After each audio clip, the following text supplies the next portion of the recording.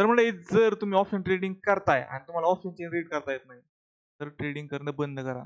Option ट्रेडिंगमध्ये जर तुम्ही ऑप्शन ट्रेडिंग करताय ना, तुम्हाला ऑप्शन चेन रीड करता येणं खूप जास्त इम्पॉर्टंट आहे. आता तुम्ही म्हणाल, की ऑप्शन चेन रीड करणं खूप जास्त इम्पॉर्टंट आहे आणि ते काय आहे? हा प्रश्न सर्वप्रथम पडतो. आजच्या व्हिडिओमध्ये आपण ते समजून घ्यावं, की ऑप्शन चेन रीड करणं का गरजेचं आहे आणि त्याचबरोबर ऑप्शन चेनमधले काही बेसिक कन्सेप्ट शिकूयात आणि त्यानंतर आपण काही ॲडव्हान्स गोष्टी शिकूयात. तर स्टेप बाय स्टेप सर्व गोष्टी शिकवतो. त्या गोष्टी मी आजपर्यंत अनुभवल्या ना 7 वर्षामध्ये, गोष्टी तुम्हाला एक 10 ते 15 मिनिटांमध्ये समजून सांगण्याचा प्रयत्न करू. हा व्हिडिओ शेवटपर्यंत पहा.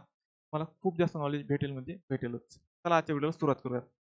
बेसिकली सर्वात प्रथम क्वेश्चन हा येतो, की ऑप्शन चेन पाहायची का? ऑप्शन चेन पाहण्याचं रिझन काय असतं? तर सर्वात प्रथम क्वेश्चन आहे why? Why we want to read option chain? त्याचं सिम्पली रिझन एक असतं, की ऑप्शन चेन पाहण्याचं एक रिझन असतं ते म्हणजे मार्केटमध्ये बिग प्लेयरच्या पोझिशन आपल्याला ऑप्शन चेन समजत असतात. तर बिग प्लेयर्स कोण असतात? हा पण प्रश्न पडू शकतो. तर बिग प्लेयर कोण? तर बिग प्लेयर्स असे लोक ज्यांच्याकडे मार्केटमध्ये आहे मोठा पैसा.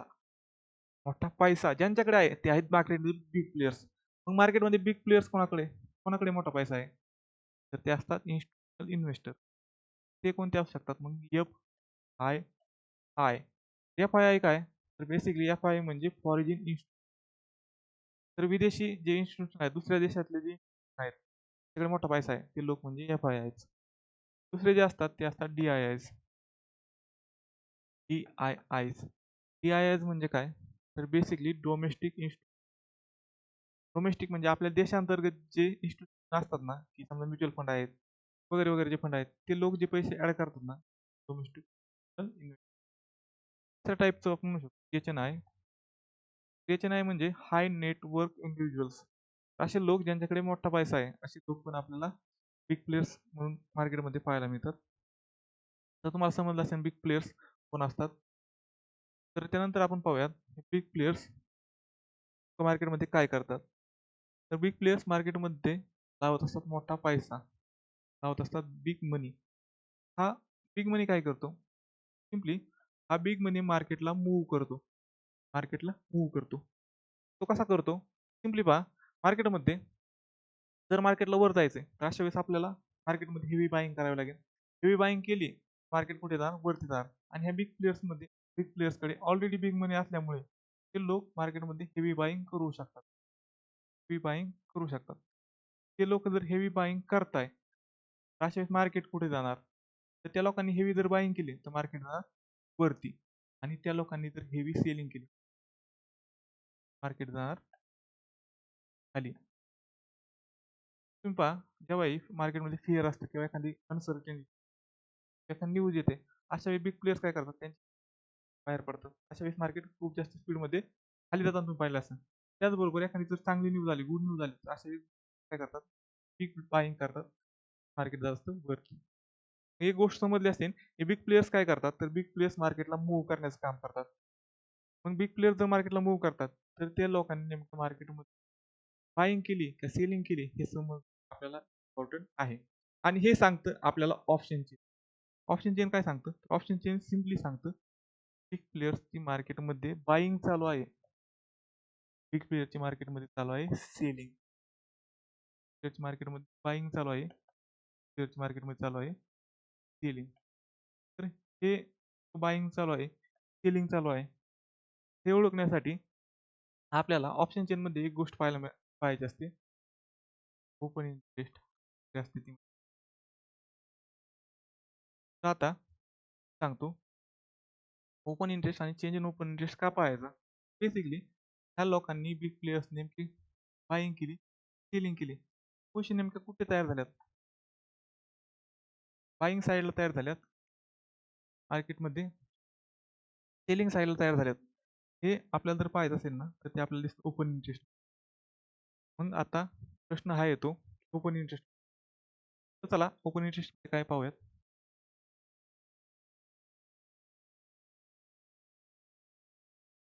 तर ओपन इंटरेस्ट हा त्यानंतर दुसरी गोष्ट आहे ती म्हणजे तर प्रथम सांगतो तुम्हाला ओपन इंटरेस्ट म्हणजे काय असतं. तर मार्केटमध्ये काही पोझिशन पण असतात. आपण म्हणतो ओपन पोझिशन. त्याचबरोबर ज्या लोकांनी तिथे इंटरेस्ट दाखवलाय, आपण म्हणतो काय आहे.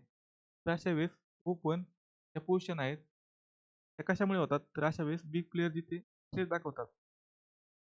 बिग प्लेयर्स ते इंटरेस्ट दाखवतात ना, तर बिग प्लेयर्सला वाटलं की मार्केट वरती जाणार आहे. अशा वेळेस त्यांनी इंटरेस्ट कुठं दाखवला की मार्केट वरती जाण्यामध्ये इंटरेस्ट दाखवला. तर अशा वेळेस सिम्पली ते काय करतील, त्यांच्या पोझिशन करतील बाईंग साईडला. बाईंग साईडला पोझिशन बनवतील, ओपन ठेवतील. तर अशा वेळेस त्या पोझिशन बाईंग साईडला आहेत, सेलिंग साईडला आहेत. हे आपल्याला समजलं. आपण सिम्पली त्या ओपन इंटरेस्टमध्ये आपल्याला दिसतं की त्या पोझिशन बाईंग साईडला आहे, त्या पोझिशन सेलिंग साईडला आहे. ओपन इंटरेस्ट दिसलं ना, तर आपण काय करू शकतो, बिग प्लेयर्स काय करतायत हे समजू. तर पहा, आता ते तुम्हाला एक डिफरन्स सांगतो. 2 गोष्टी तुम्हाला पाहायला मिळतील. ते आहे पहिली गोष्ट म्हणजे ओपन इंटरेस्ट आहे. बेसिकली ओपन इंटरेस्ट काय आहे, चेंज ओपन इंटरेस्ट आणि काय आहे? ओपन इंटरेस्ट काय असतं? बेसिकली हे जे कॉन्ट्रॅक्ट आहे, पहा दाखवतो. 30 मार्चपासून चालू झालं किंवा ह्याची एंडिंग डेट 30 मार्च आहे. पण हे कॉन्ट्रॅक्ट एक आठवडाभर किंवा 1 महिनाभर आधीच चालू झालं होतं. बरं, आधीच चालू झालं होतं. अशा वेळेस ते कॉन्ट्रॅक्ट जेव्हापासून चालू झाला आहे, तेव्हापासून ज्या पोझिशन त्या कॉन्ट्रॅक्टवरती तयार झालेल्या आहेत ना, ते आपल्याला पाहायला मिळतात. याच्यामध्ये आपल्याला पाहायला मिळतात. चल, चल आणि चेंज इन ओपन इंटरेस्ट म्हणजे काय? तेच पोझिशन तेच पोझिशन काय? तर आजच्या ज्या पोझिशन तयार झाल्यात नाही, आपल्याला पाहायला मिळतात. आजच्या पोझिशन चेन ओपन ते पाहायला मिळतात. तर तुम्हाला एक प्रश्न पडू शकतो, की आपण नेमकं ओपन पाहायचा की कोणतं पाहायचं? दोन्ही पण गोष्टी इम्पॉर्टंट आहेत. तर पाहायची तर आपण पाहायचं असतं. हा ओपन इंटरेस्ट. तुम्ही म्हणता की याच्यामागे लॉजिक काय आहे? की नेमकं लॉजिक काय आहे, की का आपण चेंज इन ओपन इंटरेस्ट पाहायचा? लॉजिक आहे. सिम्पली एक लॉजिक आहे. ते म्हणजे मार्केटमध्ये तुम्ही सांगा, तुम्ही आहेत रिटेल ट्रेडर्स. रिटेल ट्रेडर्समध्ये मार्केटमध्ये त्यांच्या पोझिशन किती वेळ ओपन ठेवतात? ते जर ऑप्शन ट्रेडिंग करत असताना ट्रेडर्स मॅक्झिममली 1 हवर पण ठेवत नाही. मग जर रिटेल ट्रेडर 1 हॉवरपेक्षा जास्त जर नाही, तर अशा वेळेस मग एक गोष्ट लक्षात घ्या, की जर 1 हॉवरपेक्षा जर जास्त पोझिशन नसेल, तर आपल्याला 1 मंथचा डाटा पाहून काय करायचं? हा प्रश्न पडतो. 1 मंथचा डाटा कशाला पाहायचा? पाहायचाच नाही ना. आपण पाहणार 1 डेचा डाटा. कारण आपल्याला फक्त आजची जी मार्केटमध्ये जे बिग प्लेयर्स आहेत, त्यांनी बायिंग केली की सेलिंग केली हे पाहायचं. आपल्याला 1 मंथमध्ये काय केलं ह्याचं काय घेणं. मग आपण पाहणार जर 1 हॉवरचा डाटा जर पाहायचा आहे, तर आपण पाहणार त्या दिवसाचा डाटा आणि 1 डेचा डाटा आपल्याला कोण दाखवतं? आपल्याला ओपन डेचा डाटा सांगतो. आपण पाहणार इंटरेस्ट. आता हा चेंज इन ओपन इंटरेस्ट नेमका कसा पाहायचा? आपण पाहूयात. आपण पाहूयात नेक्स्ट व्हिडिओमध्ये. तर नेक्स्ट व्हिडिओमध्ये मी तुम्हाला चेंज इन ओपन काय असतं, त्याचबरोबर चेंज इन ओपन इंटरेस्ट नेमकं कसा पाहायचा, त्याचबरोबर ATMच्या पाहायच्या पोझिशन पाहायच्या की ITMच्या पाहायच्या चेंज ते पाहू. त्यानंतर चेंज इन ओपन इंटरेस्टचं कंपॅरिझन आपण कॉल साईडचं चेंज इन ओपन इंटरेस्ट आणि पुट साईडचं कंपॅरिझन करूयात.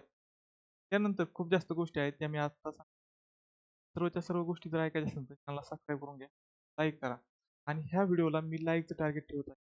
कमीत कमी 50 तरी लाईक पाहिजे. 50 लाईक आल्यानंतर नेक्स्ट व्हिडिओ बनवण्यात येईल. Thank you so much.